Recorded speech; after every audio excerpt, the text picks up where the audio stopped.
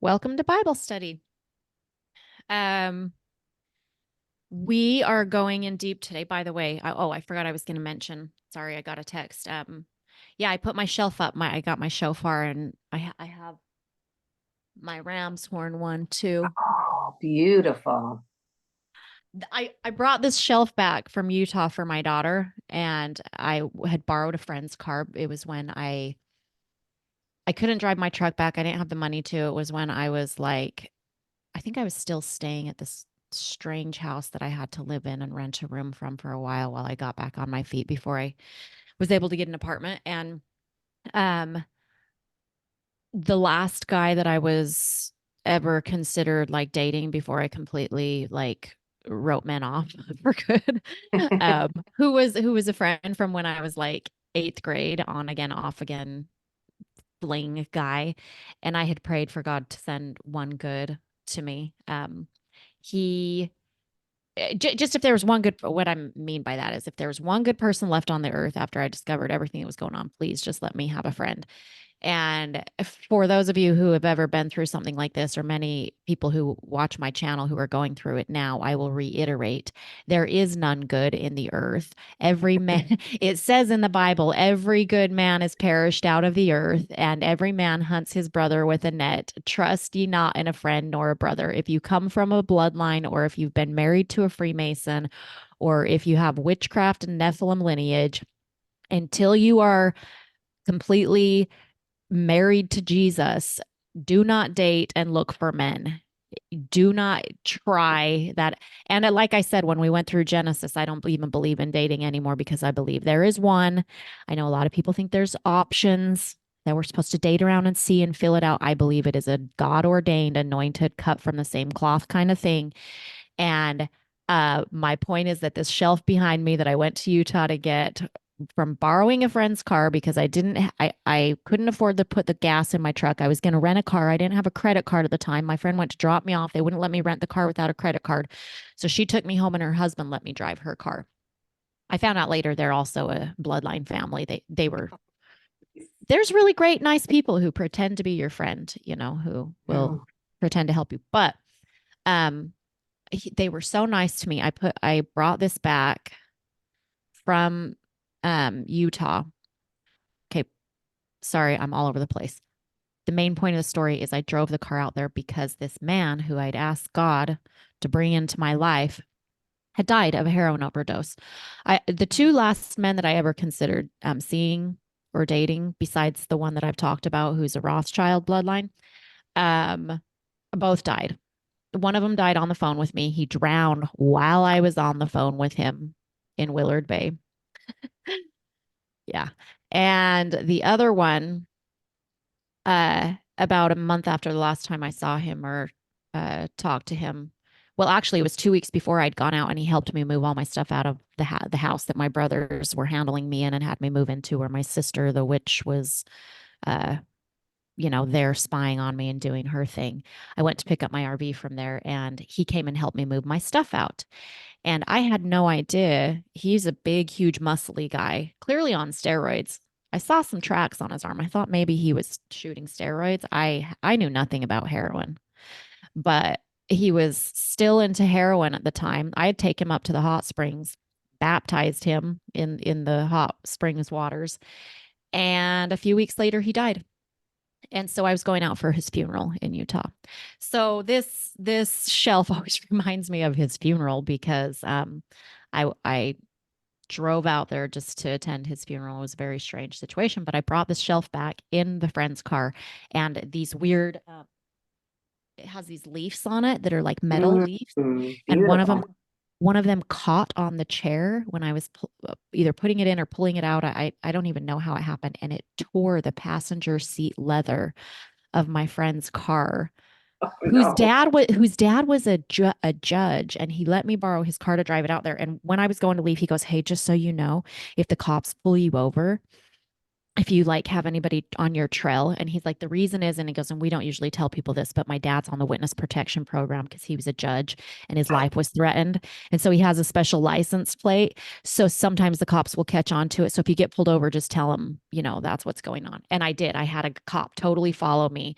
I slowed down. I got off an exit. He trailed me for about 5 minutes and then he finally took off. I think once he realized I think he was like, well, I'm not going to mess with anybody in the witness protection program. So it kind of helped cover me, even though they were a bloodline family. So anyway, this shelf I went and stole from my daughter's room because she's gone right now to school anyway. So I was like, I need a shelf. I can't stand this naked wall behind me. So I got my my shofars up there. I love them.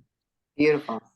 All right, ladies, that was a fun little story to get started. I'm going to pray and we'll jump into Genesis 10.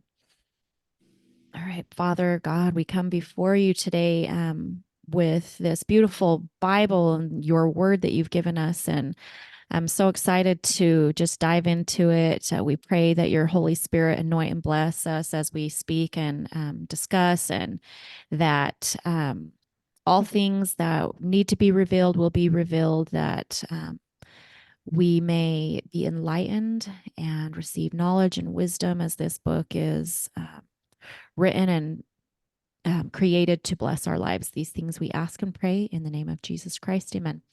Hold on. I'm going to shut my window real quick. Forgot it was open. It's kind of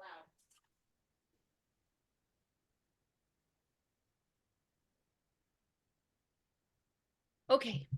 So we are going to try to just quickly go through. There's a couple points in Genesis 10. It's mostly about the generations, but there's some few good points in there. So we're just going to kind of get through that, and then we're going to read from the book of Jasher, and I'll talk a little bit more about that in a moment. Let me just get this open. Now, let me know if you can hear this. I'm going to hold it up to the mic because last time I think that way I was doing it was interfering. So we don't have sound. Tell me if you can hear this. Genesis 10. Now these are the generations of the sons of Noah, Shem, Ham, and Japheth. And unto them were sons born after the flood. The sons of Japheth, Gomer, and Magog, and Madai, and Javan, and Tubal, and Meshech, and Taras. And the sons of Gomer. Okay, so just to point out, we heard the names Magog and Tubal. And I want to point out those names because we're talking about Japheth's line. And Magog is a city, and Gog is a giant that we hear about later down the road. And Tubal Cain, these names are names that are honored in Freemasonry. So I just wanted to point that out, that even though there's not much written here, if you really look at the meanings of these names, I forgot to look up Tubal. I should have looked that up. I looked up a bunch of the names. We're going to go over some of the names in a minute out of my book. But even though it doesn't seem like there's a ton here, if you go look up these names, you can't believe what it's telling you about these lineages and where they come from. So Japheth and his line, there's some evil that came from there. Kenaz and Riphath, and Togarmah. And the sons of Javan, Elisha, and Tarshish, Kittim, and Dodanim. But these were the isles of the Gentiles divided in their lands, every one after his tongue, after their families, in their nations. Okay, so the word Gentiles, I've been pondering on that word for a long time because I actually didn't realize until I was reading this that the word Gentiles was so early in the scriptures. For some reason, I thought it was something that came later. But I've just gone, what does that word mean? Because I remember when I was Mormon, they used to always talk about the Jews and the Gentiles. And I was like, well, what's the difference? What's a Gentile? And the Gentile nations, and it just was not clicking for me. So it finally clicked. I did realize some time ago that Gentiles has that, again, Genesis, the word gene in it. So we're talking about the genes. And it says these were the isles of the Gentiles. So gene and isle are both in that word.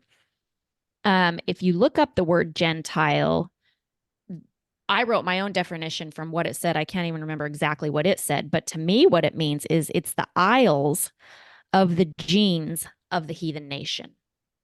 So essentially, all of these that were Gentiles, everybody is considered a Gentile until we get to Abraham. And that's where the Jew, or the promise, the covenant comes in, is once you get to what we're going to go into in Abraham in a few verses. So just interesting about the wicked genes, because we saw as soon as they left the ship, as the ark, God said man's hearts are going to be continually evil. They're going to continue to murder each other. I'm not going to do it this way anymore. He was going to create a righteous lineage. But pretty much everything else we see here is where all of the wicked Gentile heathen nations come from.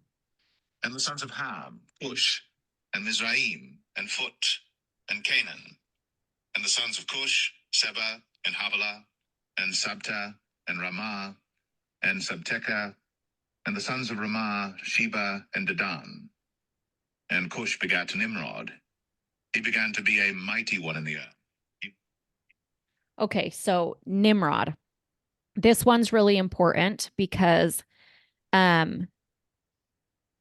Cush begat Nimrod. We hear a lot about Cush and the Cushites, and this is where a lot of the evil that plays out later on in the Bible comes from, this specific bloodline and lineage from Ham. So going from verse 6 to 22, pay attention, because this is all Ham's lineage, and we saw what Ham did, and so we see what comes from Ham. And so we see Nimrod comes from Ham, and Nimrod, where it says he began to be a mighty one in the earth. The word began, if we go look that up, I'm going to pull it up on my screen share.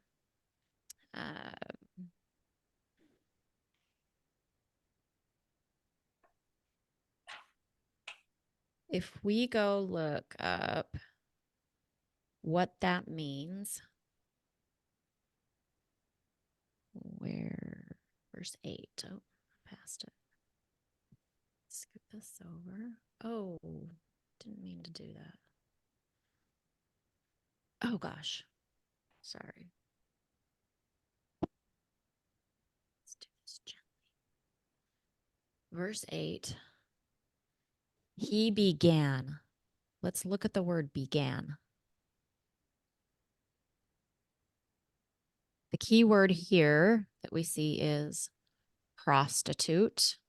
Okay, we see defile. We see to pollute. Okay, so there's some connotations in here that we see are pointing to what this word began means. Nimrod began to be a mighty one in the earth. He was a mighty hunter before the Lord. Okay, so a mighty one in the earth. If we, oh, sorry, I shouldn't have stopped screen share. There's one more word we need to look at. Screen share. When you go to mighty one,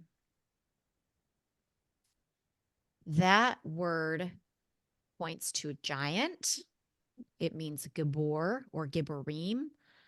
Powerful, a warrior, a tyrant, a champion, and so a valiant man. And so this points to him becoming a like the giants, or a giant, whether it was physical or only spiritual, through ritual prostitution, through the sex magic again. So that's introduced. And the whole reason you see this, it goes through pointing out all of these generations, but the only one it really expounds on is Nimrod.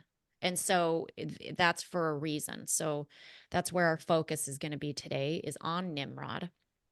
And so, prostitute, mighty one, giant. He began to become a giant through sex magic is essentially what you're seeing there. Probably calling on the fallen again. A mighty hunter before the Lord. Wherefore it is said, even as Nimrod, the mighty hunter before the Lord. And the beginning of his kingdom was Babel, and Erech, and Akkad, and Calneh in the land of Shinar. Out of that land went forth Ashur, and builded Nineveh, and the city Rehoboth, and Calah. And Rezin between Nineveh and Calah, the same is a great city. So Nineveh and Babel, key cities here, because we see these are cities that were built by the generations of Nimrod and this family of Ham. And these are the cities that we see, major destruction and evil and wickedness coming later down the road. We know Nineveh was where Jonah went and was warned to go and warn the people to repent. Now they actually did end up repenting, but we know things happen differently in Babel. Sraim begat Rudim and Anamim and Lehabim and Naphtuhim and Pathruzim and Casluhim, out of whom came Philistim and Caphtorim. Okay, Philistim. We have the Philistines, and we know that the Philistines were giants. That Goliath was a Philistine. So those generations came from Nimrod's generation. So we can see that the giants came through Nimrod's bloodline because he began to become a mighty one. And let's see, I'm gonna go into some of these names, but just to point out, the I am at the end of the word, the Nephilim, the Raphaim, those words all point to these giant bloodlines. And then we'll see with the ites, there's the same thing. Ham is the only one that has these ims at the end and the ites at the end. And Canaan begat Sidon his firstborn, and Heth, and the Jebusite, and the Amorite, and the Girgashite, and the Hivite, and the Archite, and the Sinite, and the Arvadite, and the Zemarite, and the Hamathite. And afterward were the families of the Canaanites spread abroad. Okay, so we know the Canaanites, the city of Canaan, was always evil in the Bible. It always points to the evil. That's where Abraham was sent to take over and inherit that land. And that's where the giants were. So these all come from Canaan, who was the son of Ham, who was pointed out, as we saw, because he was Noah's wife's incestuous child, because Ham went and saw his father's nakedness, which meant to sleep with his mother. And so there's a lot of other records where people say that Nimrod also had incestuous relationships with his mother. And we'll get into that a little bit it's not necessarily written, but his name, because he was known so well when Babel was confounded, his name, everybody who knew him, because he was the king of Babel, went and was spread abroad. And when that language was confounded, whoever he was would have been turned into different languages. And so there's a lot of, I forgot to look. I forgot. I think I actually have it in my phone. There's a bunch of names for Nimrod that people have said from these other, what do you call them? Mythologies that they believe are the same person as Nimrod. And okay, I have them right here. So Nimrod's other names, and this is from what was his name? Skiba, Rob Skiba, I think is his name. He was one of the ones that died, probably killed during the whole COVID thing. And he was one who really talked a lot about flat earth and the giants and the Nephilim. He did a lot of public speaking about that. So this is from one of his videos, and he just lists a few of them. So he says Nimrod's other names are Gilgamesh, Baal, Melkort, Adonis, Dumuzi, Dionysus, Bacchus, Mithra, Orion, Apollo, Tammuz, and Osiris. Are those names familiar to you guys from a lot of these other mythologies? So it's likely those could have been through immortality, like we talked about how they return the dead Nephilim spirits of these genealogies, how they stay throughout the earth, and they're the demonic spirits that come and reincarnate through the physical bodies of their lineages. And so anyways, just something really interesting with that. But I'm going to pull up some of these names that we just went over, all of these ites names and what they mean. So we have the Amorite, and that means assayer, And that would be, we have a soothsayer, a spellcaster, I would say is kind of how that probably means. We have the archite, which means my gnawing, like to gnaw at something. That just sounds pretty dark. Gomorrah, we're going to hit a few of these in a minute, but Gomorrah means bondage. The Gergesite means a stranger drawing near. The Hamathite, which has the word Ham in it. The name Ham means tumult or he raged.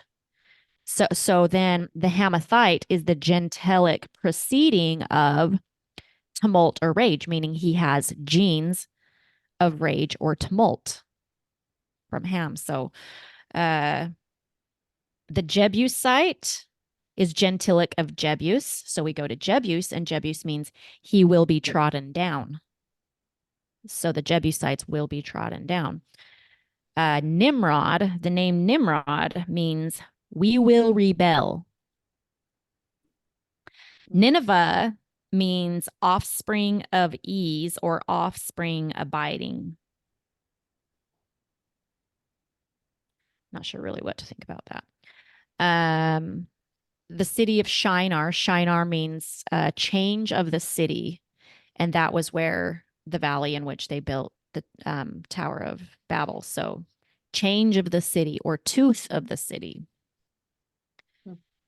The Sinite is gentilic of sin. So we look at the word sin, and that means thorn, clay, or mire.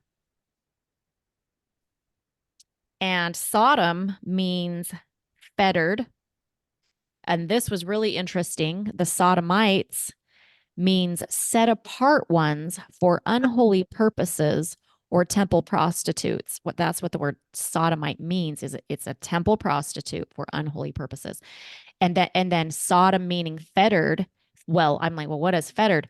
Bonds and chains are what fetters are. So fettered is to stop one from making progress through bondage or chainment. You think about those sodomy rituals that they do that they think are bringing enlightenment and opening the mind's eye, when it's really ball and chain to the enemy to lock them into those spiritual bondages of enmeshment with spirits that they pass through those rituals. So pretty interesting what you can gather from these tribes that are being talked about just from the meaning of their names. And the border of the Canaanites was from Sidon, as thou comest to Gerar, unto Gaza, as thou goest unto Sodom and Gomorrah, and Admah, and Zeboim, even unto Lasha. These are the sons of Ham, after their families, after their tongues, in their countries, and in their nations. Unto Shem also, the father of all the children of Eber, the brother of Japheth, the elder, even to him were children born, the children of Shem, Elam, and Ashur, and Arphaxad, and Lud, and Aram. And the children of Aram, Uz, and Hul, and Gether, and Mash. And Arphaxad begat Salah, and Salah begat Eber. And unto Eber were born two sons. The name of one was Peleg, for in his days was the earth divided, and his brother's name was Joktan. And Joktan begat Almadad, and Sheleth, and Hazarmaveth, and Jerah, and Hadaram, and Uzal, and Diklah, and Obal, and Abimael, and Sheba, and Ophir, and Havilah, and Jobab. All these were the sons of Joktan. And their dwelling was from Mesha, as thou goest unto Sephar, a mount of the east. These are the sons of Shem, after their families, after their tongues, in their lands, after their nations. These are the families of the sons of Noah, after their generations, in their nations, and by these were the nations divided in the earth after the flood. So you can see after we went through that whole chapter that the only thing that's really pointed out there is about Nimrod and what's brought to light about him. So anything anybody wants to say or ask before we move on to chapter 11? Good. All right.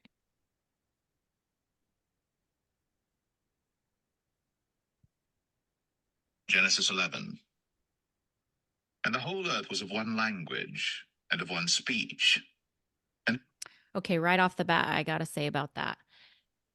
If you know anything about what's going on currently and how the devil and his ways that he works never changes, we have what's called the hive mind. And in Mormonism, their symbol on their temple handles and one of the main symbols in Utah and one of the main buildings on the Salt Lake City temple grounds is the beehive house. Their symbol is the beehive, and it's also a symbol for Freemasonry. And in mind control programming, they're trying to create a hive mind. And a hive mind is a one mind that functions essentially satanically. Satan can just operate the entire mind of many beings who come together in one mind. So, that's one of the fallacies that's taught by the New Age, or what they call it. What is it? The law of love, the law of one. One of these New Age teachers, he teaches about the law of one, and it's all based on oneness and love. And it's like, yeah, that's hive mind stuff. That's satanic, and we're not one. We saw in the garden there was two seeds, and so this oneness of mind and this oneness of language becomes dangerous. It came to pass as they journeyed from the east that they found a plain in the land of Shinar, and they dwelt there. And they said one to another, "Go to, let us make brick, and burn them thoroughly." And they had brick for stone, and slime had they for mortar. Okay, so this is interesting because this is the first place we see in the Bible of them talking about the building of bricks, the building, the builders, and if you look up the word stone, I'm not going to go open it, but just if we went and opened that, it says mason under the word stone. So this is where they began to become masons, by working stone and building these massive buildings. So that yeah, this just had, I felt it. I felt it in this verse. The beginning of the Masons is what was going on right here. Who are the builders? The Bilderbergers. My father and all of my brothers are all commercial developers. Everything they do is build. And so, I don't think God ever intended for us to build these massive buildings and structures and cities. I think we were probably supposed to live in humble huts or smaller houses, but not in such a way that they started building these stones. And it seems clear to me as well that because Nimrod began to become a mighty one, the giants had supernatural communication with demonic powers. And so, just like from the beginning, and like it's pointed out in the book of Noah, they're going to be receiving instructions from the fallen how to build these things, just like we see with um, the what do you call them? Like the pyramids in Egypt and all of the big, huge Stonehenge things that they're like, nobody could have built this. Nobody could have moved these stones. Nobody could have built these things. That power to build those stones and to create these things came from the instructions of the fallen. He said, "Go to, let us build us a city and a tower, whose top may reach unto heaven. And let us make us a name, lest we be scattered abroad upon the face of the whole earth." Okay, so it says, and they said, let us go build us a city and a tower. So they were of one speech, of one language, and now they said, sounds another like hive mind. They're all thinking the same thing. They said together, let us go to.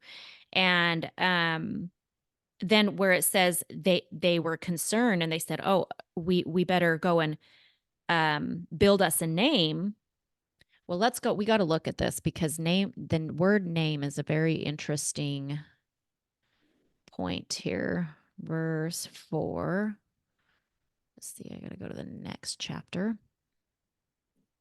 My question is why did they think that they might be scattered unless they did this? why were they thinking, oh, we need to do this? Because there was obviously something evil going on, because they were like, let's go and do this, lest we be scattered abroad upon the face of the whole earth. We need to come together as one. You see a lot of points here that point to like a new world, one world type order where they come together in a great power to overcome in this oneness, because they're all essentially being controlled by the enemy. Okay, verse 4 right here. Let us make us a name. An appellation as a mark of memorial, individuality, of honor, authority, character, fame, renown. That's another thing that's pointed to with the giants. They call them men of renown. Let us make us a name. Let us become renowned. Let us become famed. And these are all, evil desires. And so they were wanting, just wicked things there. Okay. Head, the top. I wanted to, who's top? Because I heard someone recently talking about how with the Tower of Babel, how it wasn't necessarily like it was tall enough to actually reach the heavens. It was probably more a place where they were trying to reach a spiritual gate, a gateway that would open up. And so what does the top of this building mean? Whose top would reach?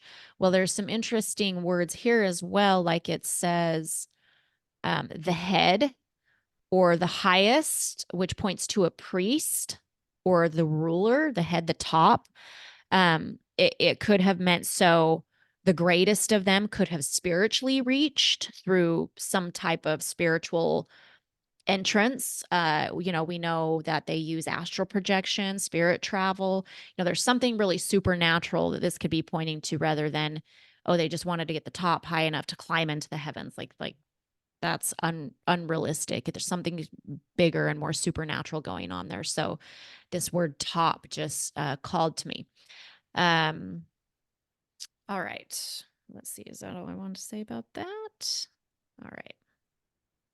And well, then we'll see in 6 too. Pay attention to verse 6. I'm not going to stop, but there's more hive mind stuff there. And the Lord came down to see the city and the tower, which the children of men builded.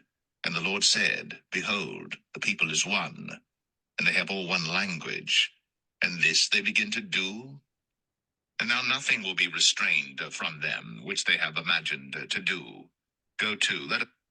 Okay, so begin again. We go to verse 6, and we look at the word begin. And this they begin to do. We see again, that's that prostitute, to pollute. So it seems like they were probably also using this building for sex rituals.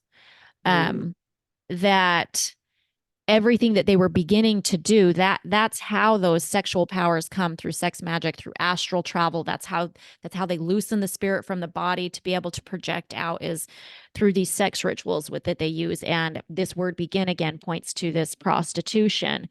And now nothing will be restrained. And so let's look at that one.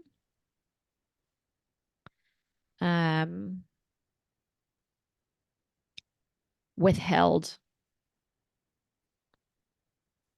A strong wall. Essentially, they would be able to do anything they wanted to do. They wouldn't be able to be restrained. There would be nothing that they couldn't do. And then the word imagined, which they have imagined to do. If you look at that word, it points to devise, plot, or purpose, to think evil, to plan, usually in a bad sense. So this is a negative. It's not like, oh, I'm just, getting creative in my mind. They're imagining, plotting evil. Go down, and there confound their language, that they may not understand one another's speech. So the Lord scattered them abroad from thence upon the face of all the earth. and they left off to build the city. Therefore is the name of it called Babel, because the Lord did there confound the language of all the earth, and from thence did the Lord scatter them abroad upon the face of all the earth. Okay, so when he confounded the language, this is when all of the different mythologies, because they didn't speak the same language now, this is where we see the name changes. And this is when the occult would have brought in, because now they're not all of one mind anymore. So this is where they started bringing forward symbolism in the occult, in order so that they could communicate. You know, if they needed to travel the world and find other people down the road as these evil men who were of this one mind and this one purpose in wickedness, wanted to recognize each other. This is where they started to begin to develop these secret handshakes, these symbolic symbols, so that they could be aware of who each other is. And the word Babel means confusion. Now it's interesting what happens right here at verse 10, because everything from 1 to 10 is all about the Tower of Babel. And now it completely changes topics and moves to the generations of Shem. Now, Shem is where Abraham, the righteous lineage, the promised seed, where God blesses this seed to bring forward a righteous generation that Christ came through, comes through Shem's line. So what we see going on here is everything previous to where we're about to start in verse 10 is all of the doings of the wicked. And now what starts is what's going to happen in order to create a righteous lineage for God. So just this, there's like a strong line of demarcation between verse 9 and 10. What happens? Oh, let's see. These are the generations of Shem. Shem was 100 years old and begat Arphaxad 2 years after the flood. And Shem lived after he begat Arphaxad 500 years, and begat sons and daughters. And Arphaxad lived 35 years, and begat Salah. And Arphaxad lived after he begat Salah 403 years, and begat sons and daughters. And Salah lived 30 years, and begat Eber. And Salah lived after he begat Eber 403 years, and begat sons and daughters. And Eber lived 34 years, and begat Peleg. And Eber lived after he begat Peleg 430 years, and begat sons and daughters. Just want to point out, we got people living 430 years. This is way after Noah. So this proves that what a lot of people say about that 120 years that we read when God told Noah that man's days would end in 120 years, that wasn't pointing to their age. I pointed out when we read that a few weeks ago that we see all these much, older ages that they lived past the flood. So I just wanted to point that out, that proof is there, that their lifespan wasn't shortened much from that point forward. That was about the years to when the flood would come. And Peleg lived 30 years, and begat Reu. And Peleg lived after he begat Reu 209 years, and begat sons and daughters. And Reu lived 32 years, and begat Serug. And Reu lived after he begat Serug 207 years, and begat sons and daughters. And Serug lived 30 years, and begat Nahor. And Serug lived after he begat Nahor 200 years, and begat sons and daughters.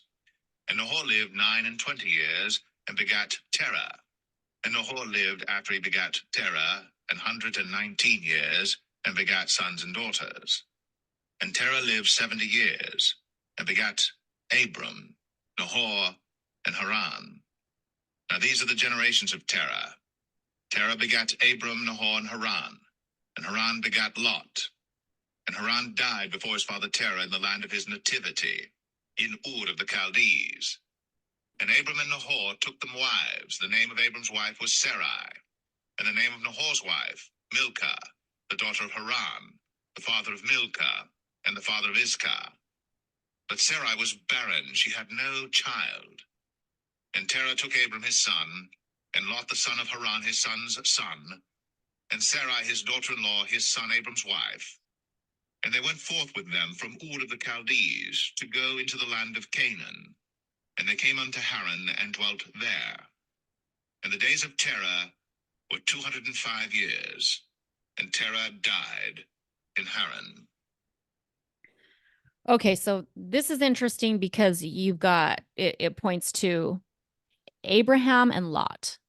And Lot and Abraham are essentially, you know, how many generations are we out from the flood, from God completely wiping out everybody, saying that man is evil and would continue to be wicked. And you've got the whole, as we're about to read from Jasher, pretty much the whole world was wicked again already. And he needs to find one righteous. And if we remember from when Abram is interceding for Lot when God was going to destroy Sodom and Gomorrah, they were doing this whole, if there's one righteous man, if there's 50 righteous men, if there's, only 40 righteous men, having this whole thing. And he was like, okay, you can go get your brother Lot and I'll save him out. And that's it. So he sends the angels in. And the funny thing is then they go into this cave and they have incest and create more children through incest. And that's the one that he saved from Abram's righteous lineage, so just to point out, we've got a whole earth flooded with wicked again already. And so even today, it's funny for me to think about like the rapture. I don't personally believe in a rapture. I definitely believe there's protection, and there's other things like there's the feast, the wedding feast, there's the harvest, there's protection and promised covenant of protection. I myself don't believe in the way that the church teaches rapture. And I used to think I did, but then I realized what I thought the rapture was is not what the word that they use it for, what they're pointing to with that. And so it's just fascinating to think about, the 144,000 and God wiping out the earth again at the end times, and the percentages of death that later when we go into Revelations, we'll see of how many people he's going to kill off the face of the earth. And he promised Noah that he wouldn't, kill the entire earth again. But just to go and reiterate, like, this was the beginning, and they've just gone downhill from there. And we built up churches. There seems to be Christian churches running, but we know that most of them are fake and run by witches, warlocks, and masons. And so they just went underground with all the sin. But from this time, there's few times that we see God coming in and stepping in, but it just blows my mind when I read through this, how quickly and how fast and how fallen the entire world is once again. So now we're going to jump over to Jasher, because Jasher is fascinating, because it expounds on all of this. There's not a lot about Nimrod in the Bible besides that, but there is in Jasher. And I went in, it was really cool because I went in to try to find all of the sections in Jasher that spoke about Nimrod. And as soon as I got online to go research and print, I was going to make up my own document. I found this document that I messaged all of you guys, and it was already there. God had it all prepared for me. It took me 2 seconds, and I was like, somebody totally did this job that I was just going to do for me. So I'm totally stoked about that, because everything that points to what I wanted to read today with you guys about Jasher is all in this article. So, I'm going to read from here. I'm going to get through it, as much of it as we can. Hopefully we can get through the whole thing. Now, we stopped there with Abraham and what was moving into him. Now, the book of Jasher also goes into a lot and expounds on what was going on with Abraham behind the scenes. We're not going to get too far into that today, but hopefully we can go back in and read from there. And by the way, for anybody who goes, oh, why are you reading from Enoch? Why are you reading from Jasher?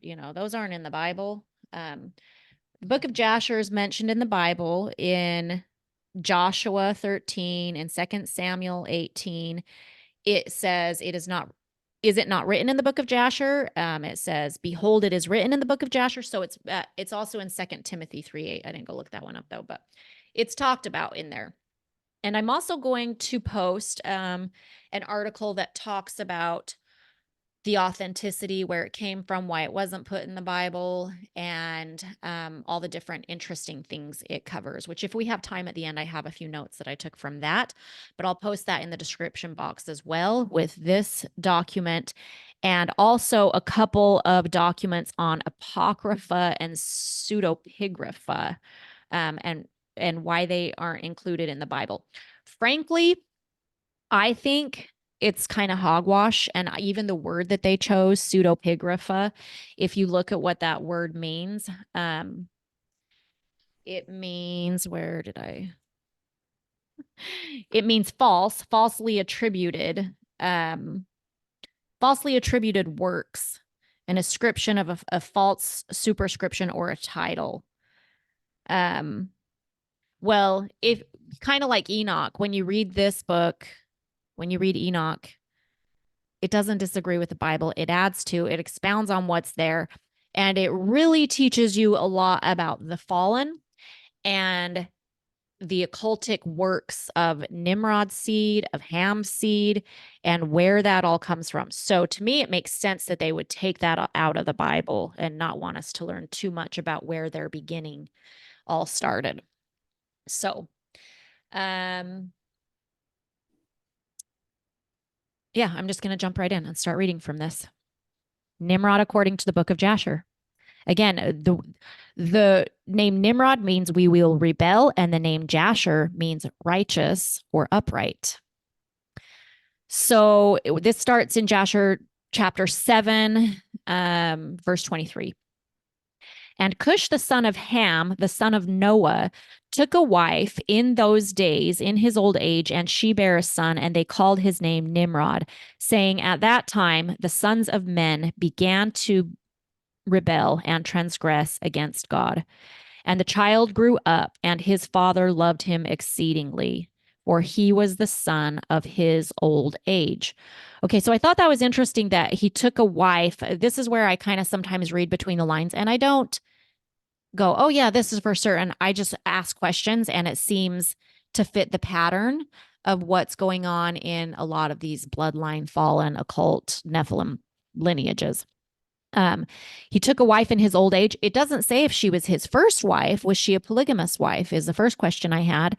And was she young? If he took a wife in his old age and she bare him a son, was she young?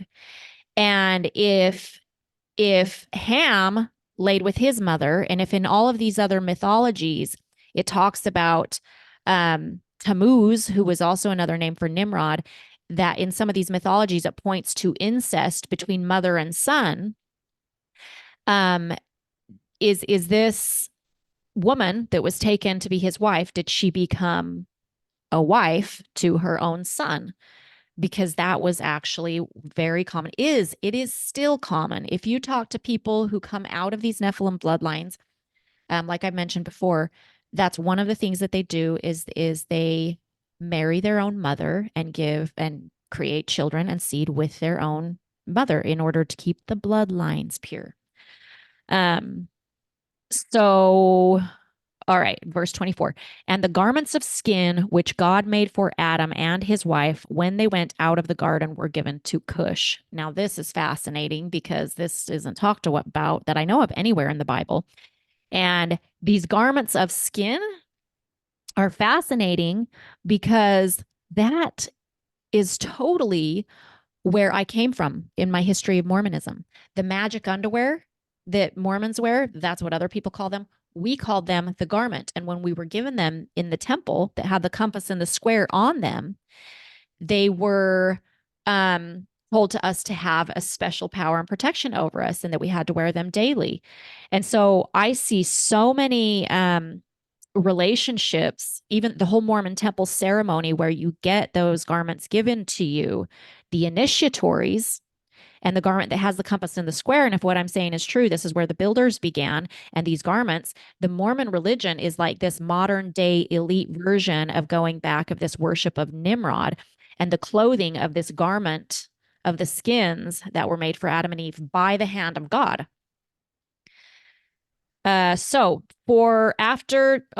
by the way, to point out again, the compass and the square that are on the nipples point to exactness, and the compass and the square would have been used to build bricks to square off the corners. So those tools would have been probably introduced during that time from the fallen to make compass and squares to build square bricks. For after the death of Adam and his wife, the garments were given to Enoch, the son of Jared. And when Enoch was taken up to God, he gave them to Methuselah, his son. And the death of Methuselah, at the death of Methuselah, Noah took them and brought them to the ark, and they were with him until he went out of the ark. And in their going out, Ham stole those garments from Noah, his father, and took them and hid them from his brothers. And when Ham begat his firstborn Cush, he gave him the garments in secret, and they were with Cush many days. So just out of the flood, Ham starts stealing and he starts keeping secrets. Okay, we got secret societies coming out from Ham, and these secrets that he kept from these powerful garments. It's just so Mormon, I can't even handle it. Sorry, hold on. And Cush, 29, and Cush also concealed them from his sons and brothers. And when Cush had begotten Nimrod, he gave him those garments through his love for him. And Nimrod grew up, and when he was 20 years old, he put on those garments. Okay, when I read this, he gave him those garments because of his love for him, but he had concealed them from his other sons. I just feel that screams sodomy ritual, because that's what these bloodlines are obsessed with, is passing the rituals, the garments, the compass and the square. The biggest kept secret of Freemasonry is the sodomy ritual. That garment to be given to his son through his love for him. I'm just going to conjecture that it may have been through a sodomy ritual. And Nimrod, and I think it's so funny too, the name Nimrod that we call people like these days, like as an insult, that they're a Nimrod. What a Nimrod, you know. And Nimrod became strong when he put on the garments, and God gave him might and strength, and he was a mighty hunter in the earth. Yea, he was a mighty hunter in the field. And he hunted the animals, and he built altars, and he offered upon the animals, he offered upon them the animals before the Lord. So this stuff, God is strategic, and when man keeps a record, he really usually only writes really specific things that are strategically pointing to something. So he hunted animals and he built altars. That sounds like ritual animal sacrifice, which would lead to powers of magic. That's how they get evil supernatural powers. And it's interesting because some people might question and go, why does it say God gave him might and strength? Kind of like how today a lot of people point to certain politicians or presidents and goes, oh, they were chosen by God. And I'm over here like, no, I voted for Jesus last time I voted many, many elections ago. I refuse to choose the lesser of two evils because they don't even follow the laws that we have. So you can pick it all day on the porches of the courts and try to change the laws, but the ones that we have aren't even being honored, and the judges are all corrupt. So why does God choose this? Well, in the book of Isaiah, the pattern is that God talks about the Assyrian, and he calls him the rod of my anger.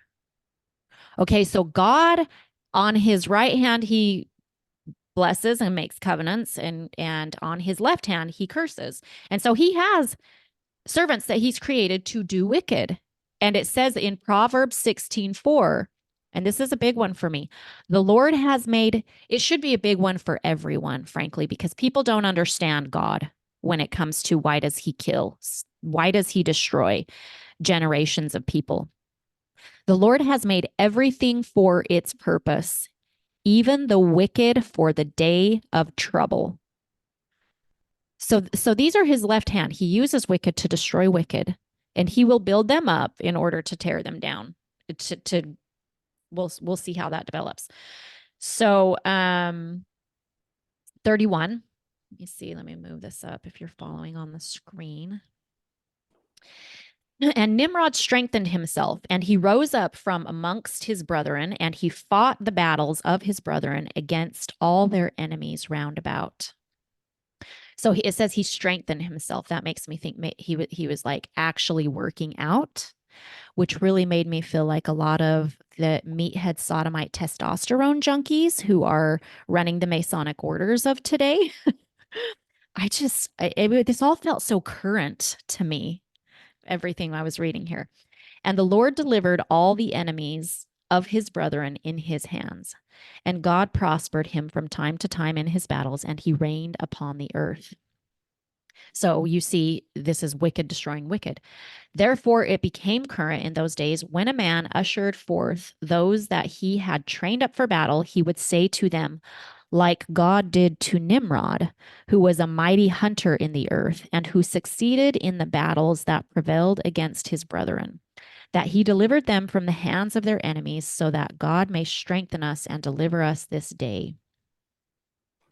So in Enoch, we're told that he tells us who taught man to deliver the blows of death and to make weapons of war.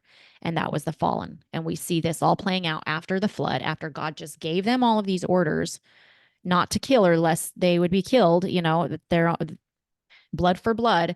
And already these wars are just ensuing. And when Nimrod was 40 years old at that time, there was a war between his brethren and the children of Japheth, so that they were in the power of their enemies. So that points to Japheth and Ham's bloodlines were battling amongst each other. It doesn't talk about Shem. So you've got Shem, who's the righteous lineage is coming through, and you've got the other two sons of Noah who are warring and battling with each other. And Nimrod went forth at that time, and he assembled all the sons of Cush, which is, those would be his brothers, Nimrod's brothers, and Cush was his father, and their families, about 460 men, and he hired also from some of his friends and acquaintances. Let's see. About 80 men, and gave them their hire, and he went with them to battle. And when he was on the road, Nimrod strengthened the hearts of the people that went with him. 36.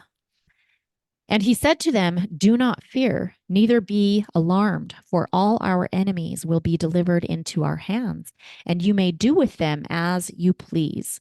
Okay, I can just hear and feel the invincibility of evil men, that evil ego from powers of darkness that many men have today.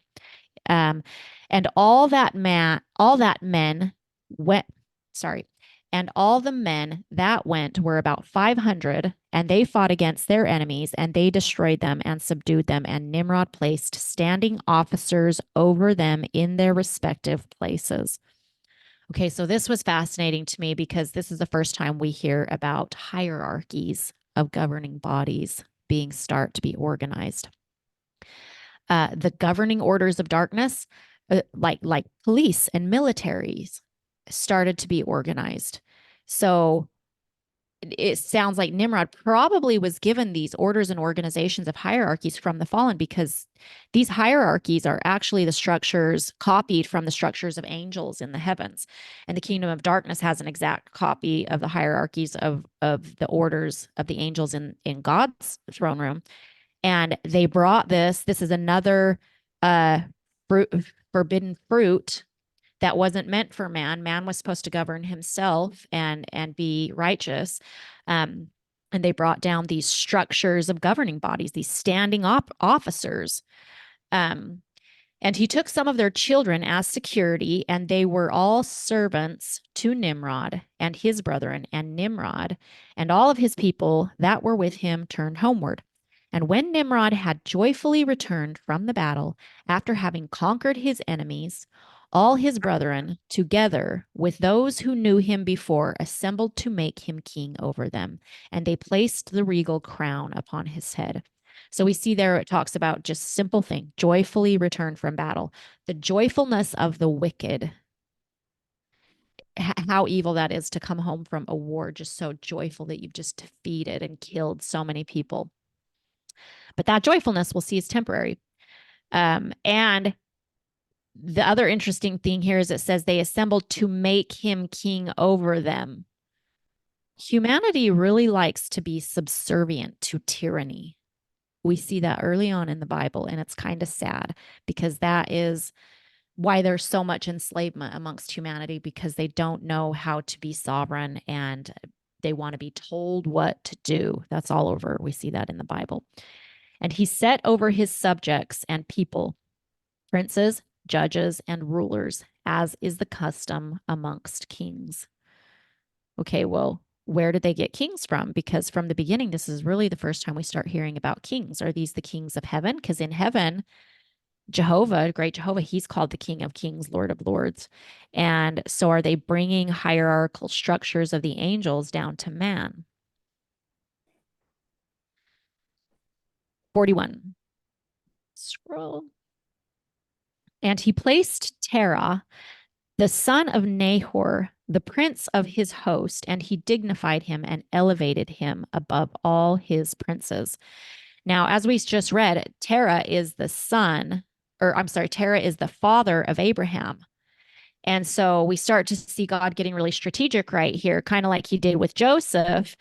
God is placing one of his own, even though Terah did worship idols, and Abraham, we know later he goes and destroys all of his dad's idols, but he placed him in the favor of the king so that Abraham, you see this really strategically play out.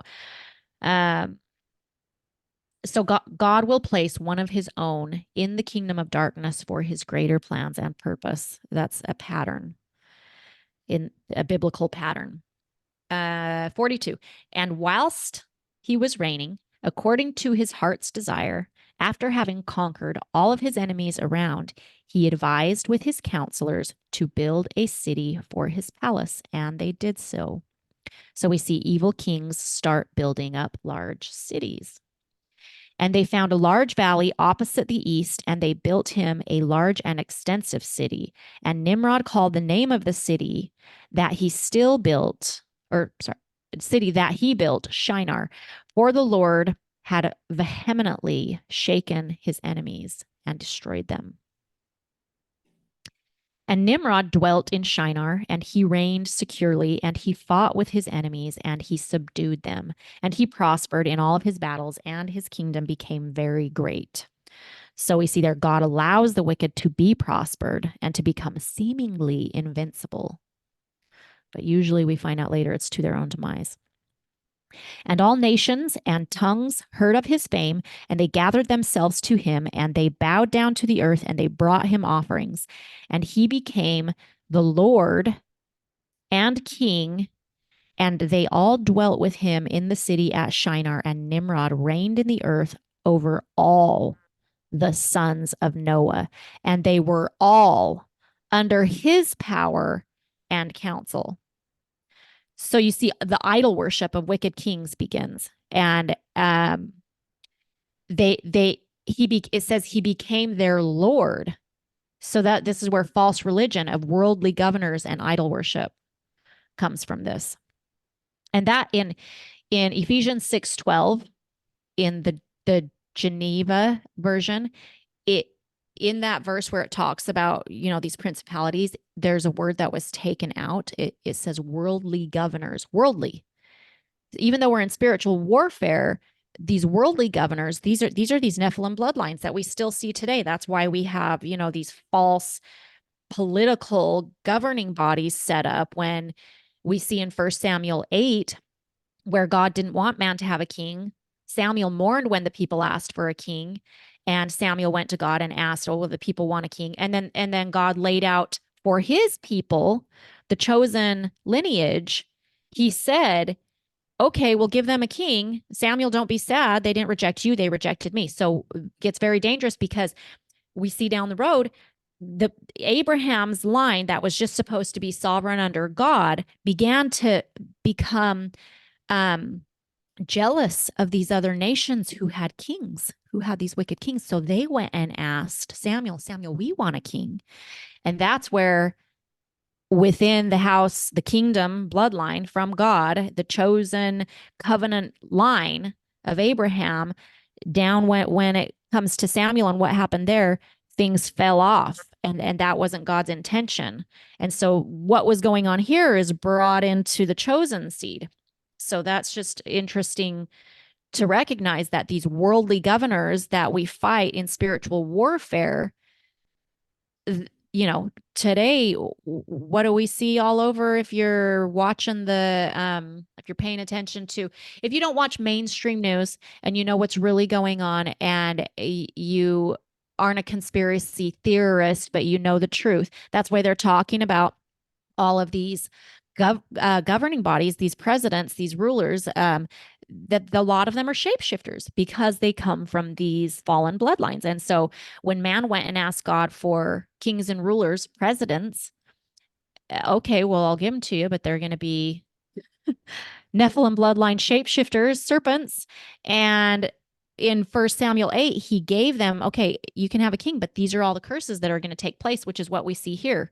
The king was high and the people were low, and he took everything from them. And that's when, slavery really began. So can I jump in for just a yeah. sec? Going back to Nimrod becoming king and the people began to worship him. It has always been in the serpent bloodline, or the bloodline families. We see it especially in old Egyptian stories, that the rulers believe themselves to be gods, and that's because they are the reincarnation. I'm using the word loosely because it's not really a reincarnation, but it's the indwelling of these Nephilim spirits through the bloodlines. And so through the ritual practices, these people in leadership would take on the spirit, and now they are divine in a sense. So I think that is probably in play here, because why would they worship him? Absolutely. Absolutely. That's why what I was saying earlier, you see that there's this unspoken supernatural thing going on behind all of this. And it says all were in his power over all the sons of Noah. That's everyone, the whole earth he was king over. So he had taken power and authority over all the seeds of man. That's New World NWO. That's the one world. That's what they're trying to get back to. That we see so much of that hive mind and the one world order. It's just like, this is where, that's why I wanted to really go into Nimrod, because this is where you see exactly what's going on today being repatterned of what was going on with Nimrod. Thank you. Was there any? Oh, okay, you're good.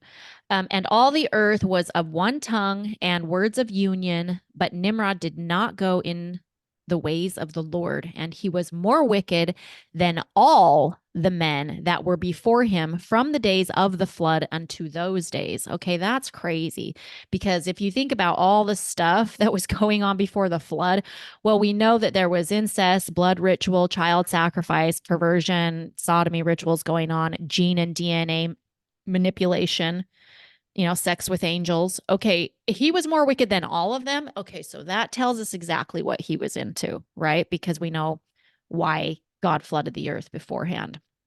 So, and he made gods of wood and stone and bowed down to them, and he rebelled against the Lord and taught all his subjects and the people of the earth his wicked ways.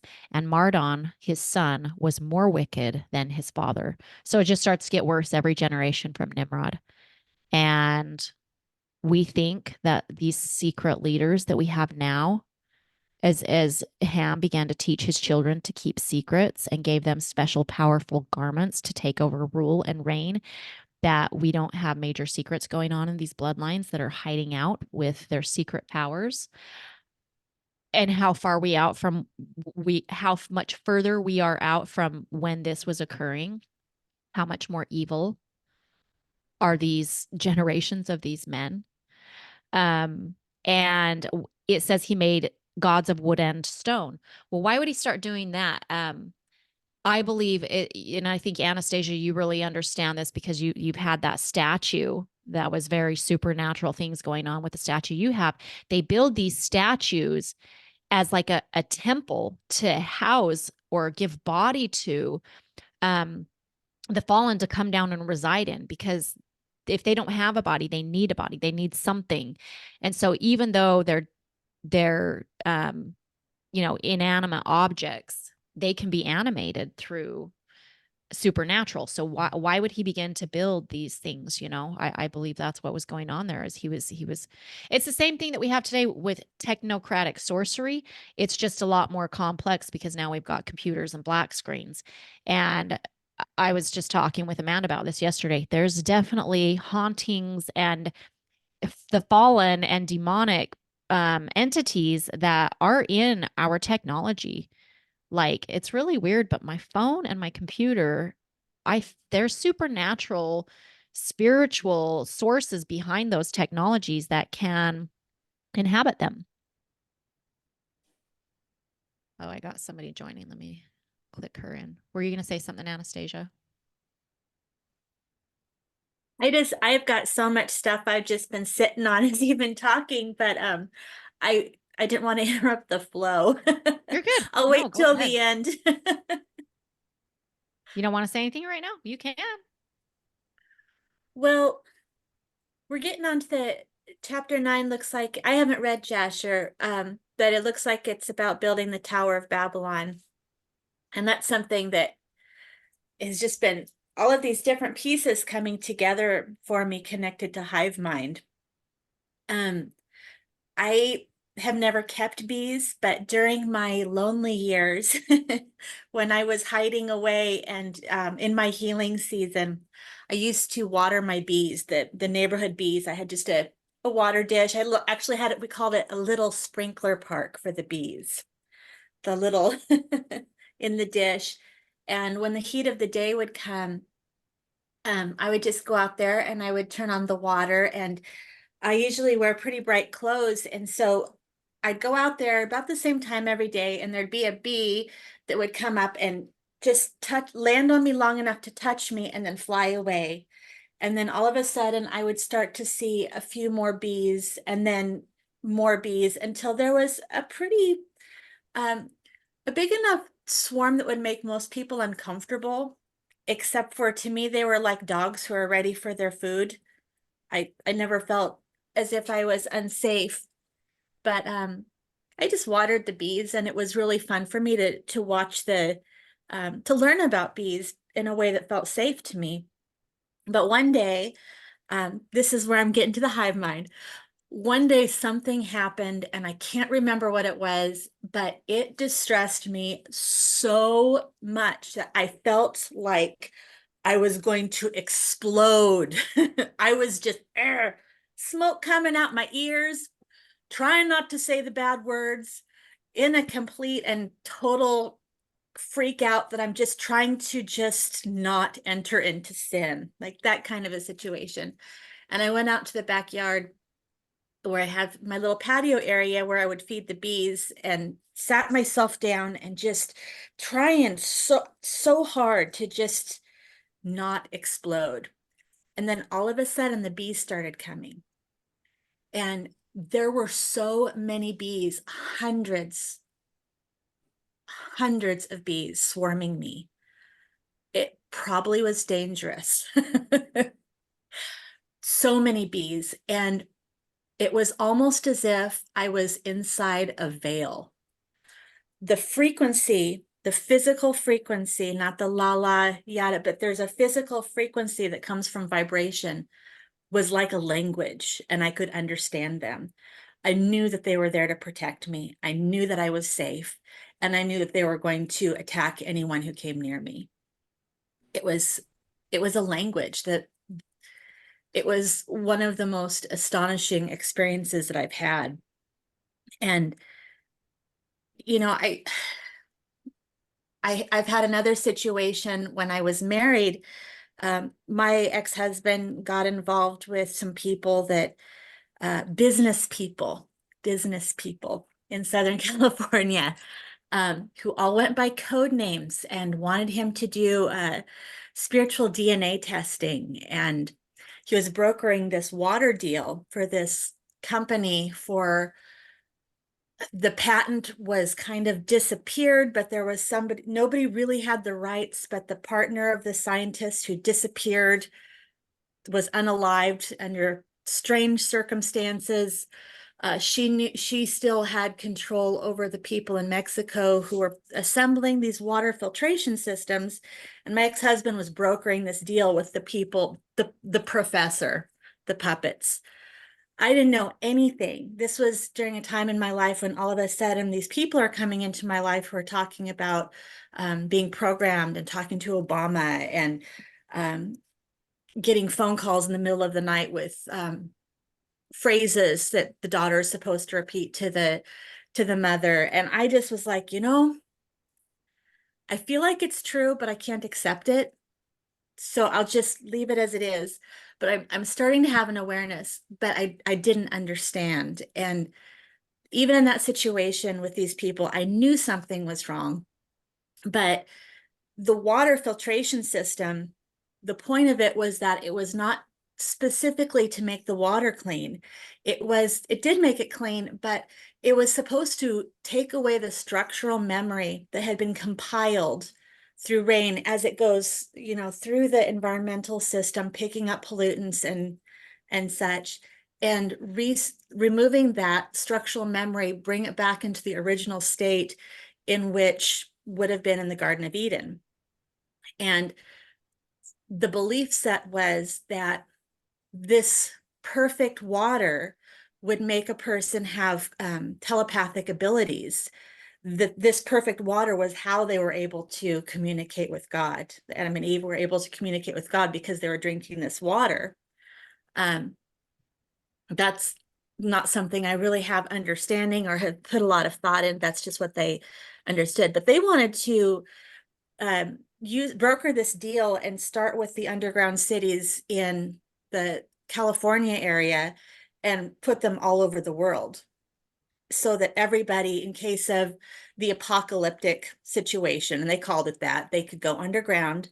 If you pass the spiritual DNA test, and you would have access to this magical water. It was actually called Miracule water. I think it's still out there somewhere, but everybody would be connected with hive mind through the water. And isn't it funny that the water now in this global situation is so contested? So there's that Wow, I've been interesting. sitting on. And then the Tower of Babel, everything that we know now about the pyramids is that they're strategically placed on ley lines on vortex points which are considered energy centers of the earth, so that they could be used for anything you do on a ley line can be considered a communication. They dump magics when they do. Different groups will go up to the major vortexes and they will dump magics or have sex rituals on these vortexes to charge them, so that they can throw whatever they want in there. So from a communication aspect, it makes sense to me that they would use ley line, build the tower, have their sex rituals, open portals, be able to communicate. So all Absolutely. that Yeah. floating Yeah. around in my head. No, that makes a lot of sense. And just to point out too, that I think part of the reason, maybe the reason, I don't know, this goes deeper than the Bible does, but this doesn't even go, there's a lot left unsaid that we're filling in the gaps with of what we know of today, that God Right. probably didn't include those things in here because, he didn't want to teach humanity how to do those things, or that those things had certain powers or abilities, because you give that information and people who don't, that's dangerous information. But we know now, because it's expanded and developed so far, that we know, how wicked and how far spread these rituals and occult magic are, that Right. come from these bloodlines, that we can fill in the gaps. But I think he didn't include a lot of those details with intent. So, okay, last verse. well, on my page, and everyone that heard the acts of Mardon, the son of Nimrod, would say concerning him, from the wicked goeth forth wickedness. Therefore it became a proverb in the whole earth, saying, from the wicked goeth forth wickedness. And it was current in the words of men from that time to this. I full well believe that probably secret societies and evil bloodlines still say that to each other. From the wicked goeth forth the wicked. The lines of Cain who think, oh, well, we're not savable, so let's just do wicked in secret. And what you knew you were aware of that going on. Okay, so and Terah and the son of Nahor, prince of Nimrod's host, was in those days very great in the sight of the king and his subjects. And the king and princes loved him, and they elevated him very high. So you see here happening to Abraham's father Terah exactly what was happening to Joseph in Egypt. And Terah took a wife, and her name was Amthelo, the daughter of Nebo, and the wife of Terah conceived and bare him a son in those days. Terah was 70 years old when he begat him, and Terah called the name of his son that was born to him Abram, because the king had raised him in those days and dignified him above all of his princes that were with him. Now, this is fascinating because Abraham, I'm thinking we'll probably go and read what it says in Jasher about Jasher, sorry, maybe next week, because Abraham is gone into more in the next chapters in Genesis.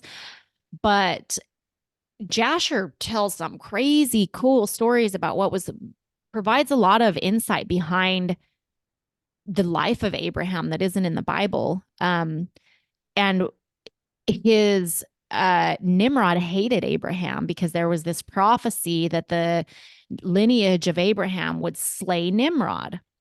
And so Nimrod tried to kill Abraham.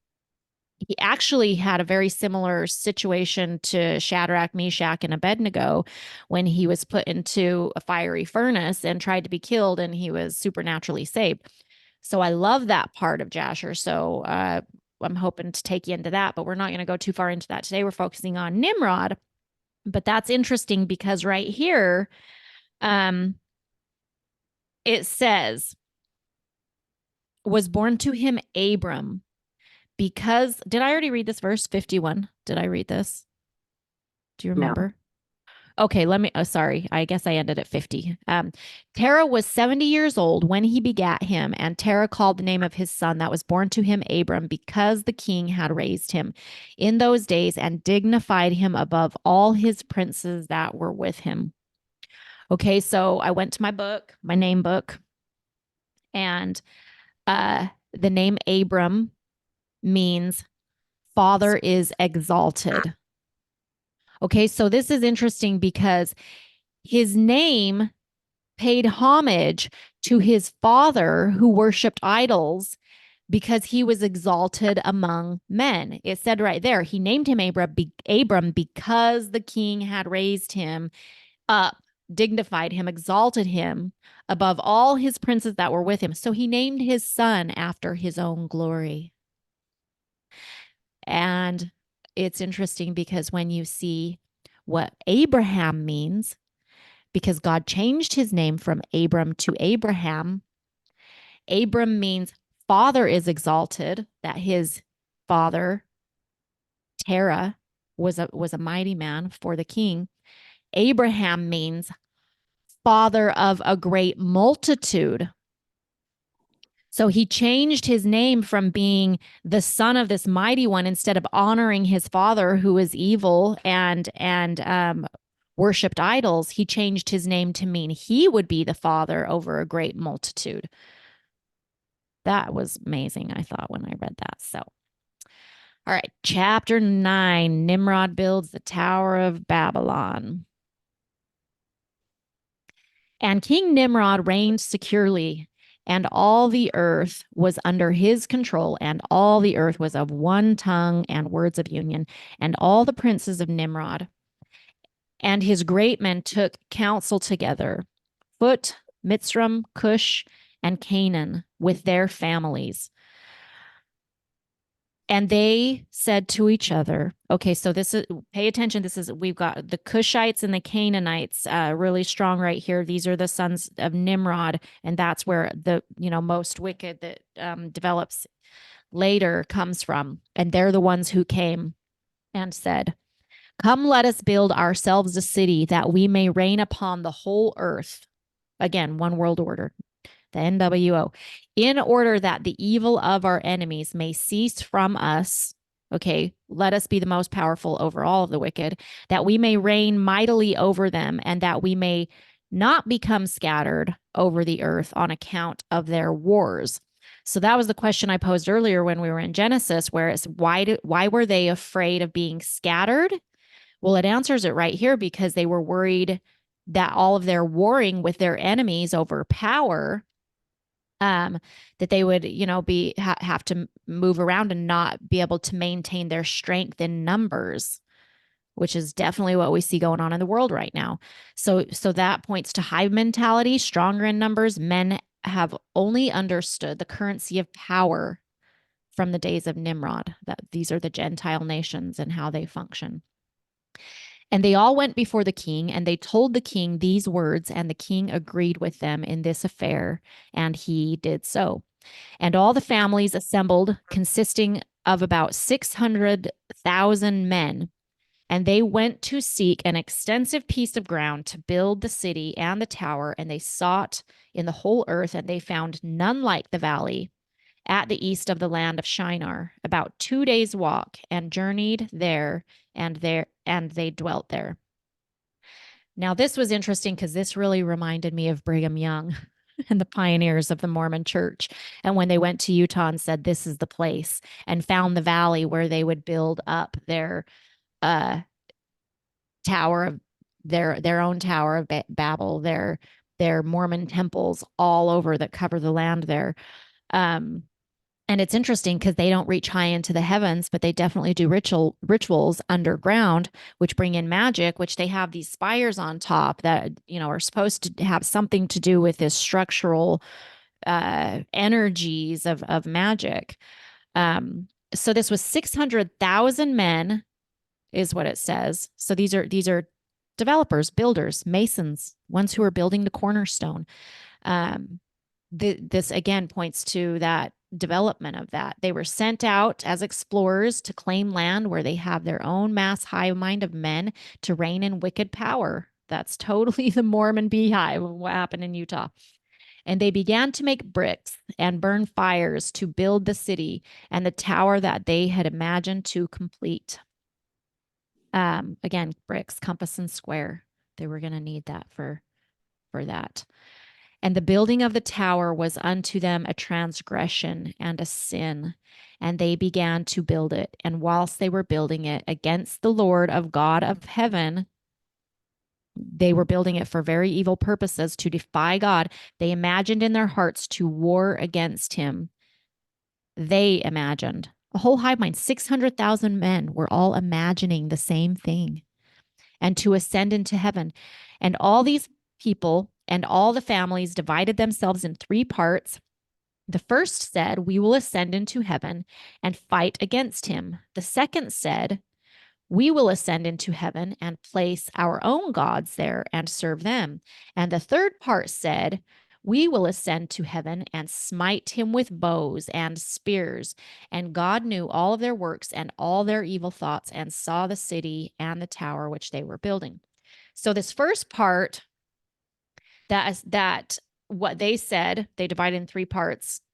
This is interesting how they have these whole 3 separate hive mind mentalities going on amongst them.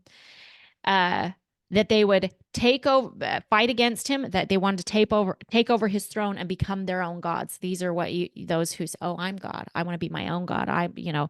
No fear of God. And the other ones, they wanted to place their own gods there. So those who wanted to be told what to do by idols and worship idols. And the third part wanted to smite him with bows. Those are those who want to destroy or kill God. And these are all things that would stem from the mind of Satan, all the desires of his heart that he led the fallen angels to do, because what from the beginning he wanted God's throne. I just made a note on this. I thought that reminded me of the stupidity of the secret societies and the agendas of the fallen from the beginning, believing a strong delusion that they could ever defy or defeat God. Like all their secrets they keep, they think they keep secrets from God. It says right there, he knew exactly what they were doing. He knew their thoughts. Let me scroll up to 27. All right. And when they were building, they built themselves a great city and a very high and strong tower. And on account of its height, the mortar and bricks did not reach the builders in their ascent to it, until those who went up had completed a full year. And after that, they reached the builders and gave them the mortar and bricks. Thus it was done daily. Okay, so this thing was so big, it took them a full year to get to the top, to bring these bricks up there. Wow.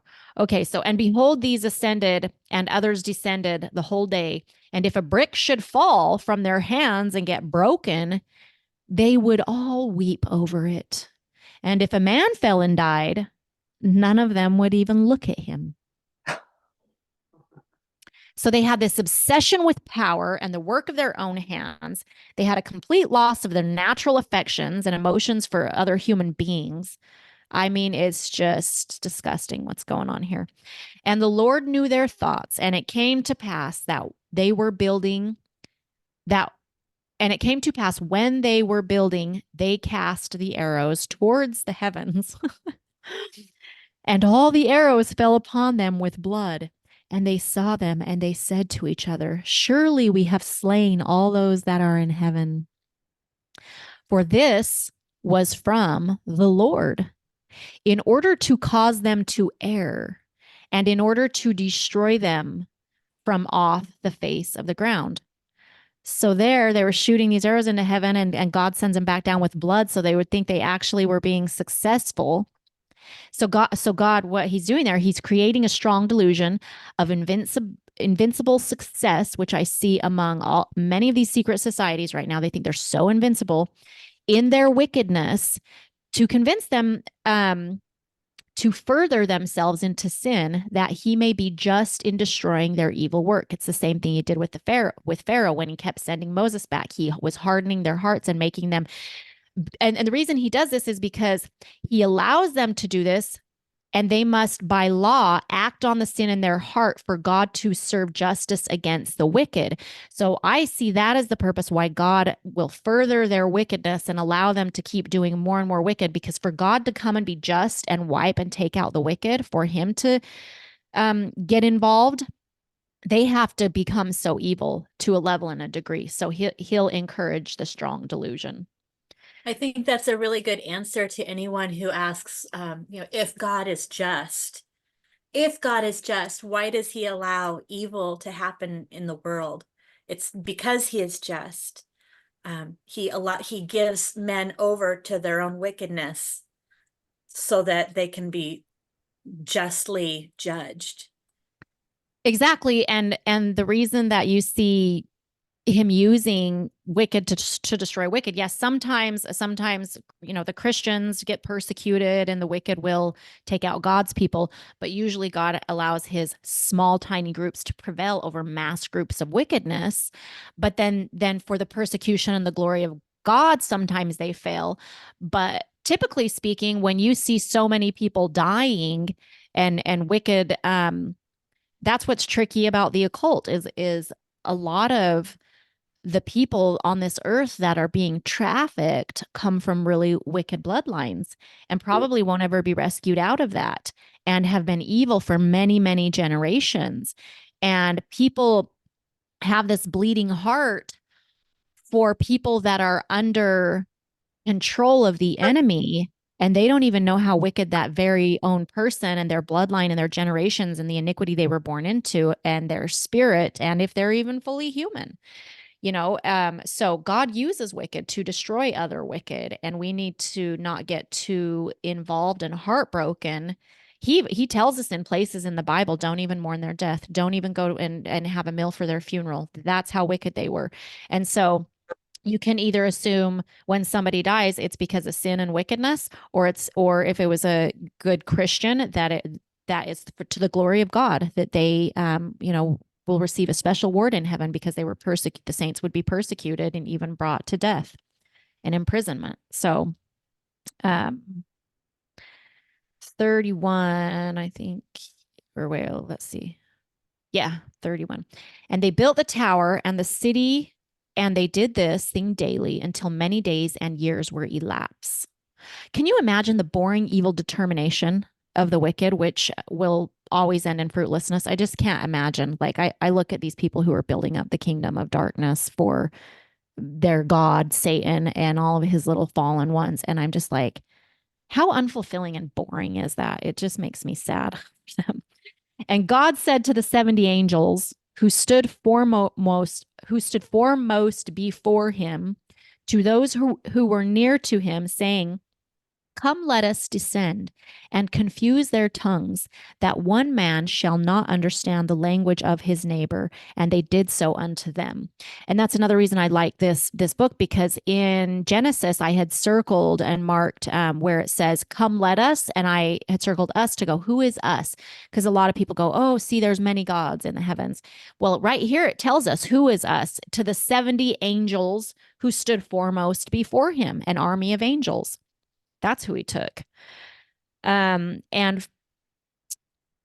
that's where, if you know the hierarchy of the Mormon structure, they have the prophet, the one, then they have the first presidency, which is the 3, then they have the 12 apostles, and then they have the quorum of the 70. And so that's after, this is the 70 angels who stood before God. That's where they get these numbers from. The Mormon counterfeit is of these, the structure of the hierarchies of God in his kingdom. And again, Mormonism, false religion. So that comes from their little Nephilim bloodlines. They're copying these hierarchies. And from that day following, they forgot each man's neighbor's tongue, and they could not understand to speak in one tongue. And when the builder took from the hands of his neighbor lime or stone, which he did not order, the builder would cast it away and throw it upon his neighbor, that he would die. Okay, they had to have been these. Well, we'll find out later that definitely Nimrod, a lot of the men that Nimrod was with, they're referred to as mighty men. And they had to have been giants and had supernatural power for them to have been able to carry these bricks and drop them on another man, that he would die. So we see God had confounded their tongue, and he confounded the wicked, and now they started killing each other. So he did this on purpose, that they would start destroying each other and reduce in numbers so they wouldn't be so strong in power. And they did so many days, and they killed many of them in this manner. And the Lord smote the 3 divisions that were there, and he punished them according to their works and designs. We see that he punished them according to their works. He had to have a certain level of their evil to develop out before he could be just and come in and wipe them out. We will ascend to heaven and serve our gods. Oh, well, okay, this is kind of funny.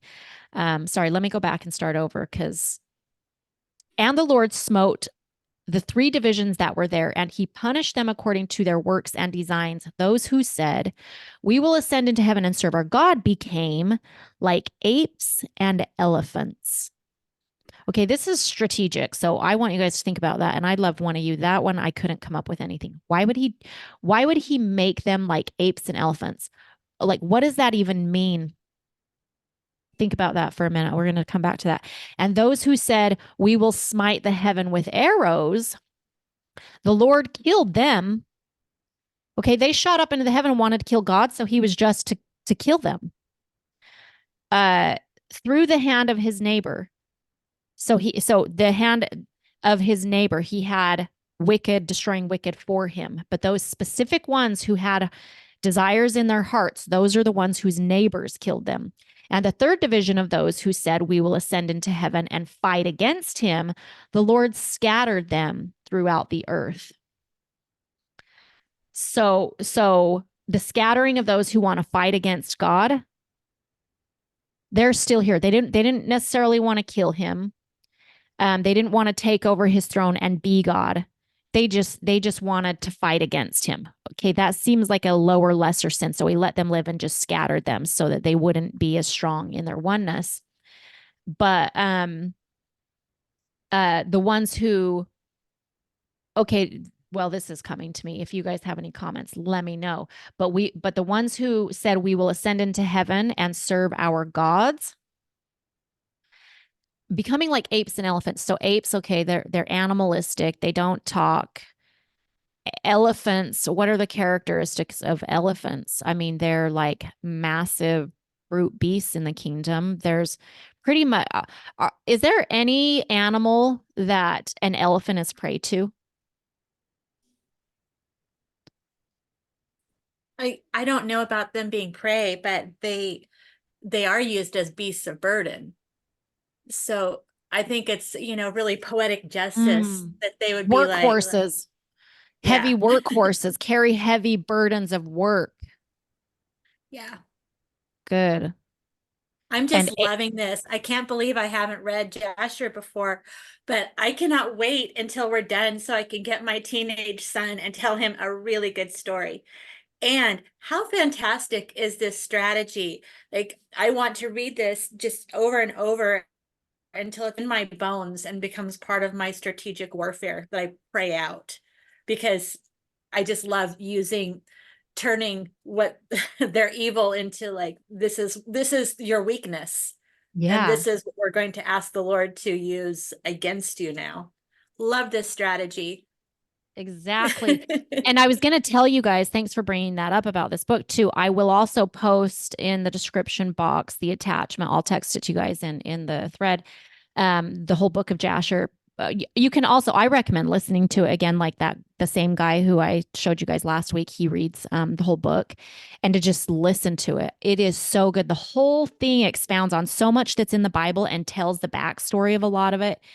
I highly recommend all of you for next week's study and for the rest of what we're going to go through. Go listen to the whole thing, because we're not going to be able to hit it all because it's kind of long, but it's definitely one I highly recommend. Everything in it is good additions and backstory. So, and those who were left amongst them, when they knew and understood the evil which was coming upon them, they forsook the building, and they also became scattered upon the face of the whole earth. And they ceased building the city and the tower. Therefore, he called that place Babel. For there the Lord confounded the language of the whole earth. Behold, it was east in the land of Shinar. And as to the tower, which the sons of men built, the earth opened its mouth and swallowed up 1/3 of the part thereof. And a fire also descended from heaven and burned another third. And the other third is left to this day, and it is of that part which was aloft, and its circumference is 3 days' walk. Okay, so all of the men, all of the mighty men must have been programmed into this hive mind to have been able to build something this large of a structure with this supernatural help. And also, I find it fascinating that, okay, you've got Noah and the flood, and now this is the first big destruction we see come in after the flood, Nimrod and Babel. And then the next one we see is Sodom and Gomorrah. So again, how quickly wickedness overtook the earth. And these are all the generations of Noah, like right after, just wow. And many of the sons of men died in that tower, a people without number. All right.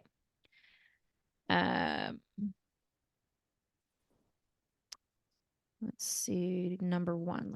Let me scroll this up.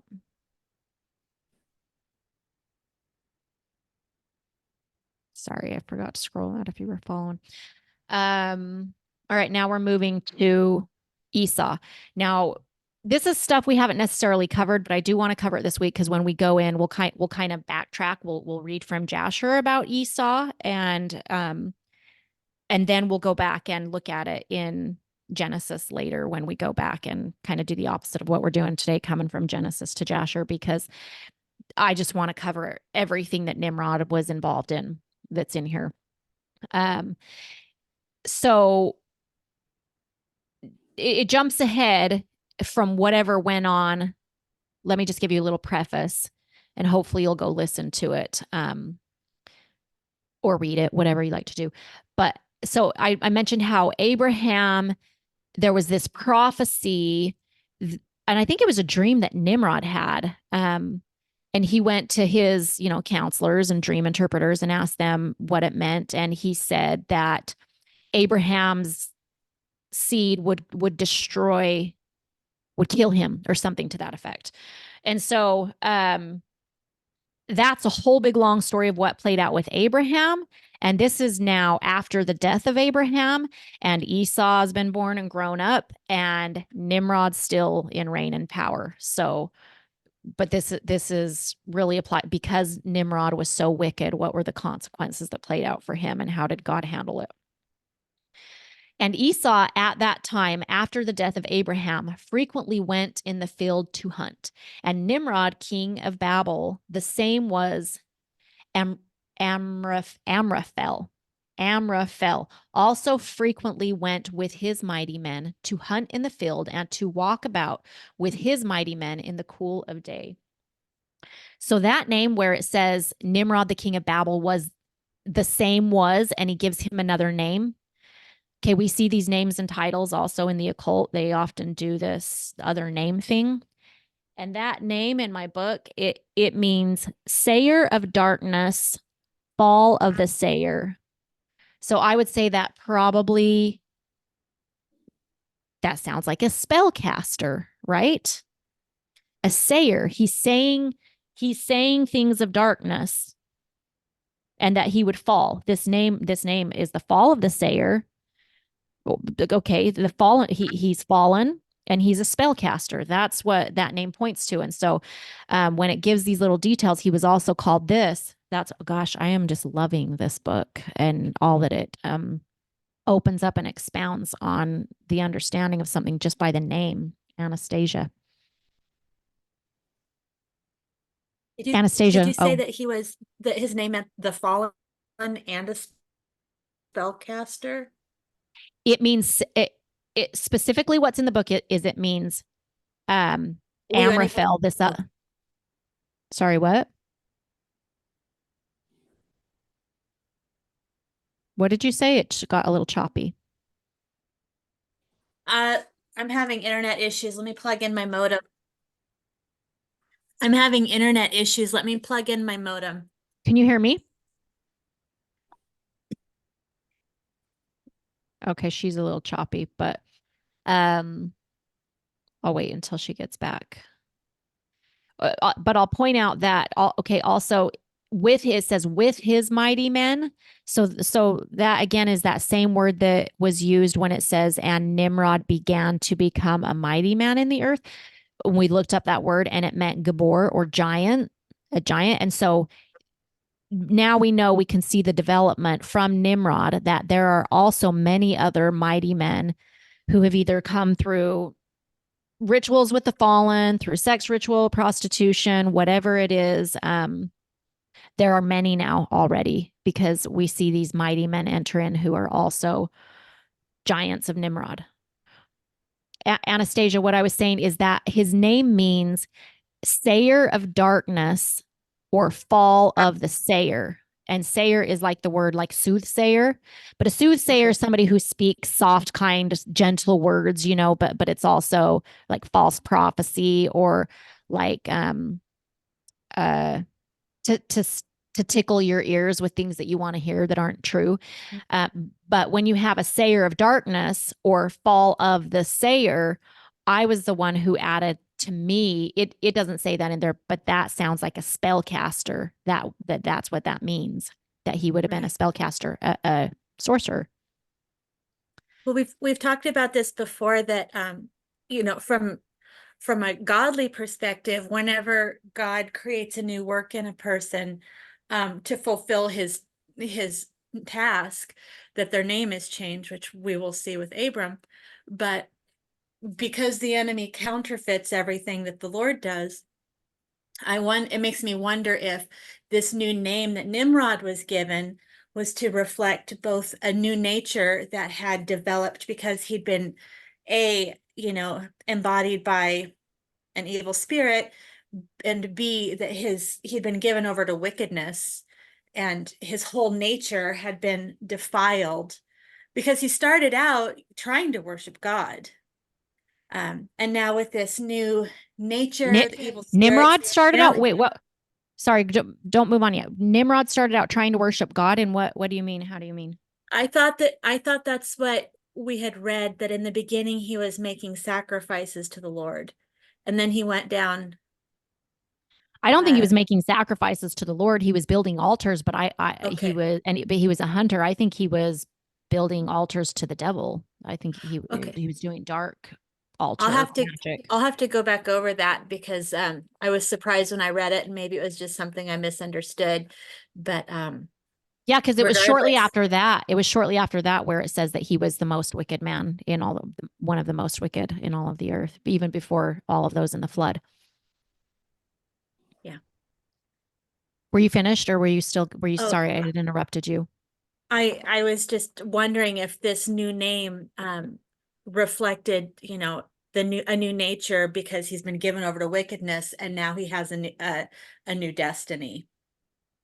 Well, the way in the Illuminati bloodlines and the occult, they often have a name that they use that reflects their position in those orders of darkness. So it would make sense that this would be more of like a title of him being this sayer of darkness, having this power of the tongue to speak wicked, evil curses into being, through magic. So, alrighty. So 3.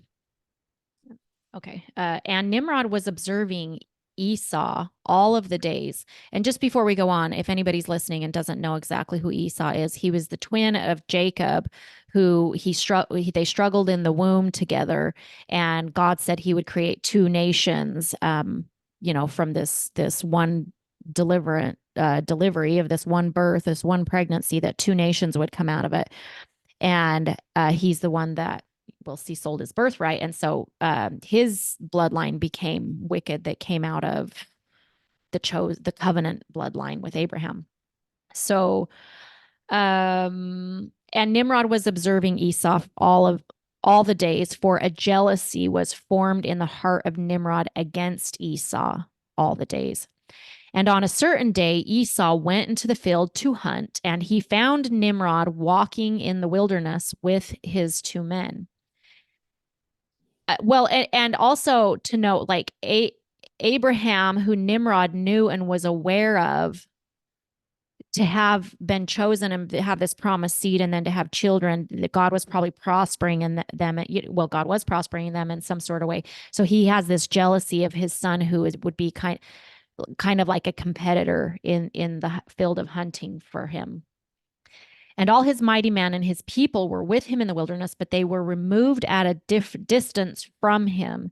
And they went from him in different directions to hunt. And Esau concealed himself from Nimrod, and he lurked for him in the wilderness.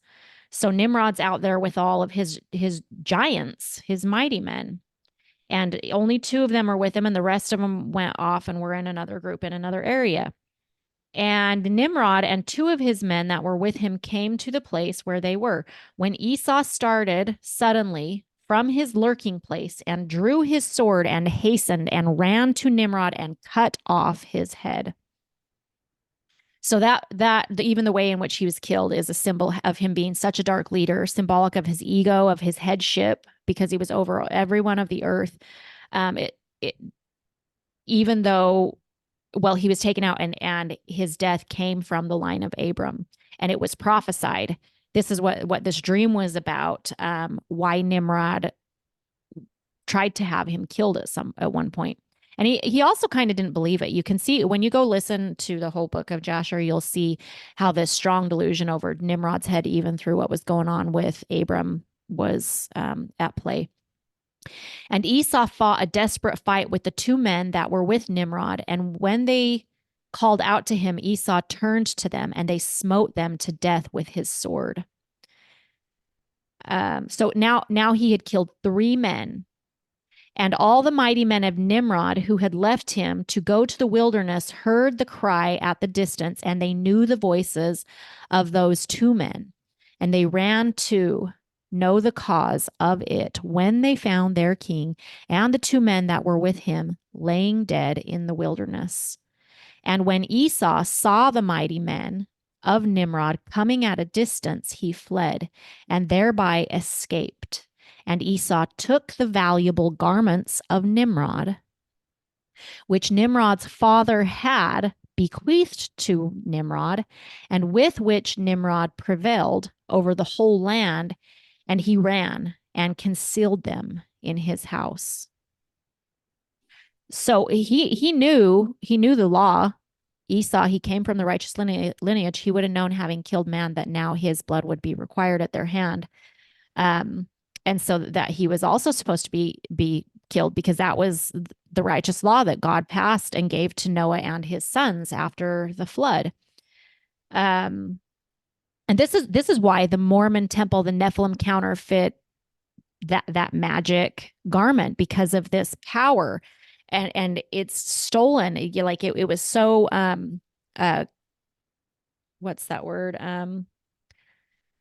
Not lusted. What is it when somebody wants it? Coveted. These garments were very coveted. And when Nimrod would go out and hunt, he would wear these garments. So Esau takes them off of him. He took these garments and ran into the city on account of Nimrod's men, and he came unto his father's house, wearied and exhausted from the fight, and he was ready to die through grief when he approached his brother Jacob and sat before him. And he said unto his brother Jacob, Behold, I shall die this day, and wherefore then do I want the birthright? And Jacob acted wisely with Esau in this matter, and Esau sold his birthright to Jacob, for it was so brought about by the Lord. And Esau's portion in the cave of the field of Machpelah, which Abraham had brought from the children of Heth for the possession of a burial ground. Esau also sold to Jacob, and Jacob bought all this from his brother Esau for value given. And the value given that's not mentioned here is mentioned in the Bible, which is a mess of pottage, because he was so exhausted from this battle that he just had it, and he thought he was going to die anyway. He was just like, give me that dang bowl of soup and just let me die. These men are coming to kill me, and I'm doomed to die anyways, because, I just committed this sin. And then we see later in the book of Jasher, it goes on through the wars that ensue among with Jacob and Nimrod's children, or Esau's children, and Jacob and the children of, like, it starts this whole kind of warring thing. And Jacob wrote, well, let me scroll. We're on 14. And Jacob wrote the whole of this in a book, and he testified the same with witnesses, and he sealed it. And the book remained in the hands of Jacob. And when Nimrod, the son of Cush, died, his men lifted him up and brought him in consternation and buried him in his city. And all the days that Nimrod lived were 215 years, and he died. Okay, so that word consternation, I had to go look that up. What does that mean? They brought him up with consternation. It means terror combined with amazement, dismay, excitement of terror that hinders to throw one into confusion. Thought that was very fascinating. That's, I mean, I'm sure, like, he's the king over all the earth, and who just killed him? The ones that were alive, they didn't see. Esau got away. And so, like, who destroyed our king, but they're also amazed, like, he was a mighty one. He was the most mighty of all. And he had all of these mighty men, these giants with him. And so Esau, without being called by the king, it's kind of a David and a Goliath situation, what happened with Esau. But he wasn't called to destroy him for the glory of God necessarily. And Esau was from an evil nation. David was a righteous king and served God. So it's kind of a interesting parallel. So, and the days that Nimrod reigned upon the people of the land were 185 years, and Nimrod died by the sword of Esau in shame and contempt. And the seed of Abraham caused his death as he had seen in his dream.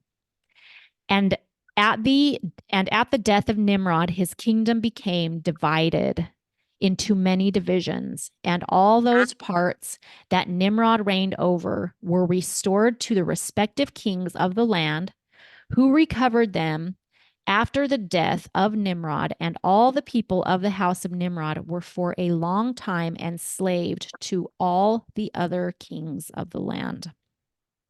So we see that Nimrod, he had too much power. He was too high. One man in rulership and leadership who conquers all the smaller nations.